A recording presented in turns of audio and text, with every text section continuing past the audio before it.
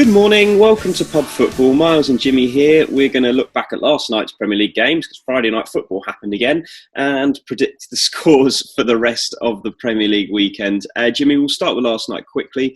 Brighton 0, Burnley 0 at the Amex. Slightly worried about Brighton now because we've sung their praises. We've predicted them to win quite a few times actually and think they're playing great football. But they have only won once this season. It's another draw. And Burnley, who haven't won yet this season, are looking really bad. Brighton are like a knife that is beautiful, has wonderful decoration. It's shiny, it's amazing, but it's blunt and it can't cut anything. They can't score goals. No, agreed. As you say, we've backed Brighton quite a lot this season already, and up until the final third, they are brilliant to watch. But it's just trying to put the ball in the goal. And I wouldn't back Danny Welbeck to score goals to keep you in the league, unfortunately. And Neil Maupay isn't doing that either. So it was a very drab performance last night against, a really poor Burnley side who can't score either. So it was an absolute classic for a Friday night. Striker in January for Brighton, and Burnley, they need some investment, but it might not come. This might be the year that Burnley finally go back down. Yeah, agreed. I think they've done brilliantly for the last 3 to 4 years, but I feel like they've just run out of ideas slightly. When the front two aren't scoring goals, there's not a lot else to fall back on, to be honest. And even that back four that usually keeps clean sheets has been pretty poor. Obviously, they kept one yesterday, but they've been poor. Southampton 2, Newcastle 0. Southampton top of the Premier League without Danny Ings still getting the goals. Looking really good. Ward-Prowse having a great season. And Che Adams is picking up the slack when Danny Ings, I know it's only one game, but throughout the season, when Danny Ings isn't scoring, Che Adams seems to be. Yeah, agreed. Another really, really strong performance from Southampton. And yeah, they're going from strength to strength at the moment. And who would have thought after that 9-0 thrashing last year, we'd be sat here going the top of the league at the moment. It's a fantastic all-round effort from Hassan Ertel on his side. And they absolutely blitzed Newcastle last night, who were absolutely awful again. Newcastle are playing like a mid-table side, aren't they? They're not going to go down. They have got enough. But they'll win some home games. They're playing like a side that will finish 14th, maybe 13th. But that's agreed. Strong performance all round though from Southampton. Really pleased to see them doing really well.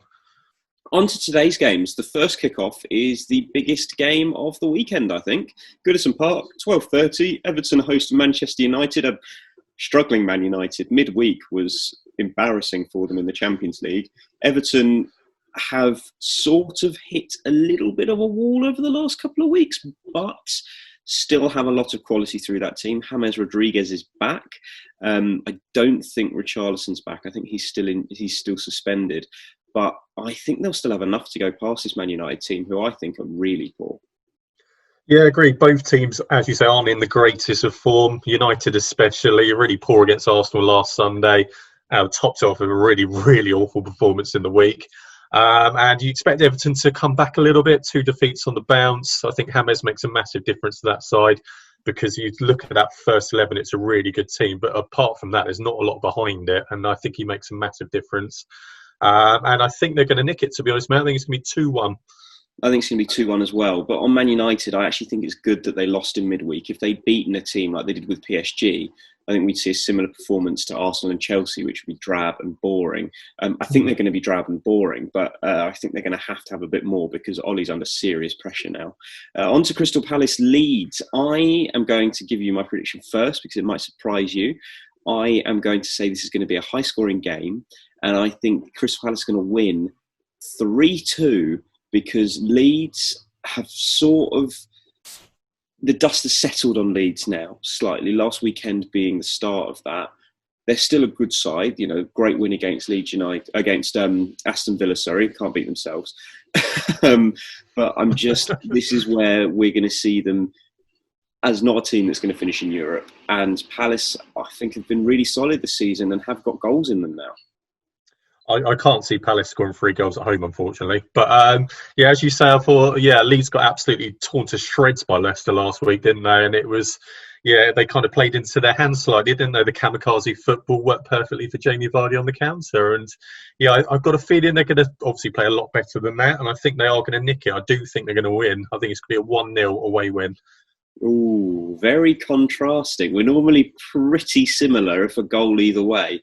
I want Palace to go down, come on. I just think the gung-ho attitude, Palace with the forwards they've got, Zaha and Batshuayi, Townsend, I think they'll be able to pick them off. Chelsea, Sheffield United at Stamford Bridge. Sheffield United look poor this season, really poor. They couldn't score goals last season. They still can't.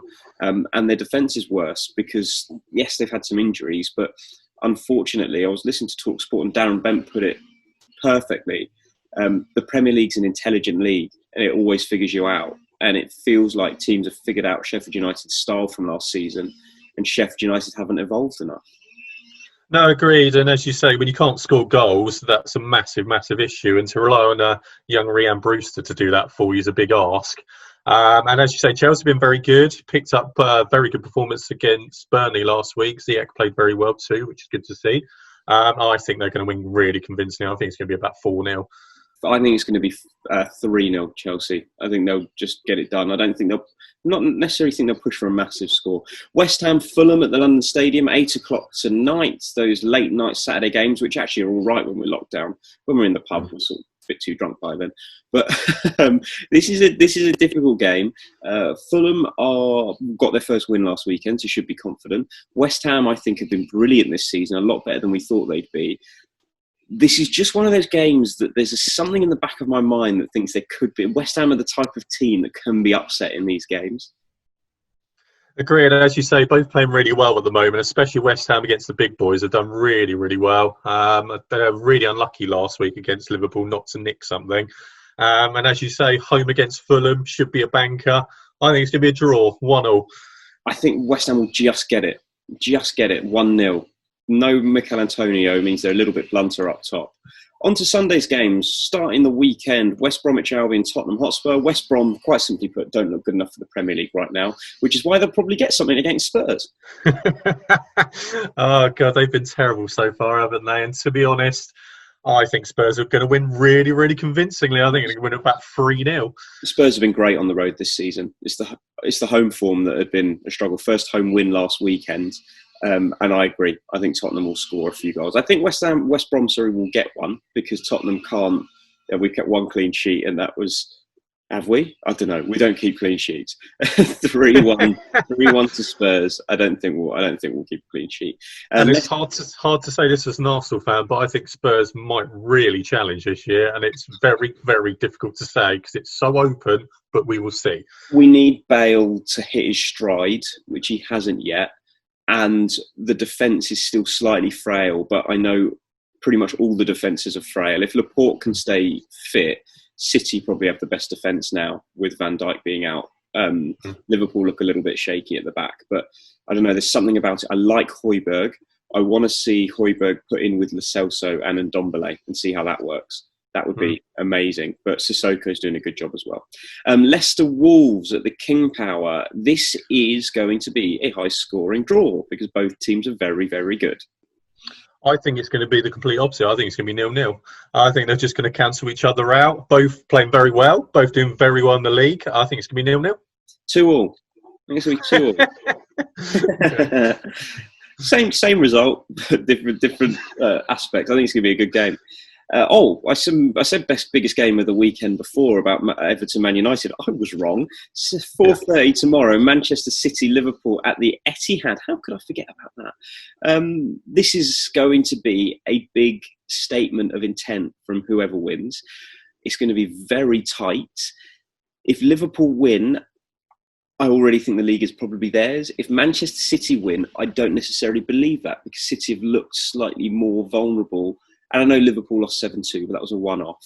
City have looked more vulnerable across more weeks than Liverpool at this point. Tough one to call. Yeah, agreed. I think Man City have got to win this game. They are so far off the pace at the moment already that they can't afford to lose 3 more points to Liverpool. And I think Gabriel Jesus is back and up and running, isn't he? He scored in the week. And I expect him to go straight into the starting lineup. Got to win. I think Liverpool at the Etihad might just come unstuck. I think they're going to lose 2-1. Well, Liverpool will go 8 points clear of City if they win. City down in 10th at the moment. Does that make City still their biggest challengers, or does it actually make someone else, like you mentioned the Spurs, is even a surprise package like Southampton and Leicester, their biggest challengers for the league title this season? Is it already gone? for I City. think it's difficult to call this year, isn't it? It's so unpredictable. Some of the sides where they are in the league, you just wouldn't have believed it at the start. But I do think over 38 games, teams come good. And I do think City and Liverpool will fight it out with Spurs closely behind. Wow. Okay, so what do you think the score's going to be? 2-1 home win. They're just about going to nick it. I'm going to say the same. 2-1 home win, just without Van Dijk at the back. I think they're there to be got at, and the movement of Man City is going to cause Liverpool all sorts of problems, considering West Ham caused Liverpool all sorts of problems, and you look at what happened against Aston Villa, they're there to be got at. Arsenal, Aston Villa, the last game of the weekend. What a rubbish way to end the weekend with an Arsenal game in the Emirates. 7:15 tomorrow night. I'm a bit up in the air about Arsenal at the moment, to be honest. I obviously don't want them to do well at all, but they seem like they're slowly coming good, but at the same time, I'm not sure they are. It's a weird one. They seem like they're all right, but not that great either. The game against Man United was so boring, and I felt like Arsenal could have put on a clinic in that game. Man United were there to be got at and didn't.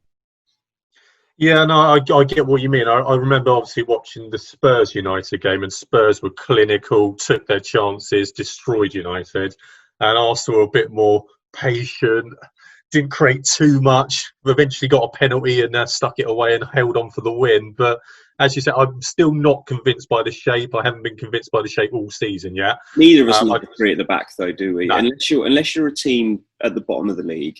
Wolves have used it really well, actually. The players they have fit the system because they have two dynamic midfielders in Moutinho and Neves, and their strikers are really pacey and attacking. But the way that Arsenal play it, it's just the midfield is cumbersome. And it's like England, the midfield is cumbersome, and I feel like it takes away from the attacking intent of the side.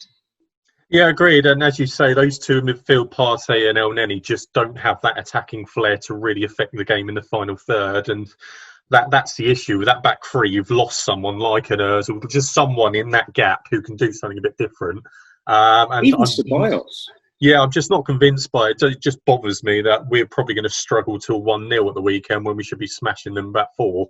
And that's the problem at the moment. But I do think we will win. We're doing all right. We're getting there. But 1-0 to the Arsenal. I think that Aston Villa will score. Do you? I'm not. Yeah, they look good. Like even against Southampton, they came back and they're getting goals. Grealish is in incredible form. I'm sure we'll talk a lot more about him when we do some England specials next week. But I actually think, and this isn't just for Spurs hat, I think Aston Villa can get something out of this. I think it's going to be 1-1, just because I can't see Arsenal really scoring more than 1. And I think Aston Villa will score. That's the only reason why I'm coming to that prediction. So I'm sure that will make you feel amazing. What a way to start a Saturday, everyone. That was Pub Football with Miles and Jimmy. Please like and subscribe to the channel. Remember to follow us on Instagram as well. @pub_football is the page. Give us a like. You'll see all of our score predictions put up in a lovely little montage photo. Enjoy your weekends. We'll be back early next week to review these games. We definitely will be, because I'm not working as crazy hours as I have been over the last couple of weeks. So I'm actually available. One more thing left to say, and that's cheers. Cheers.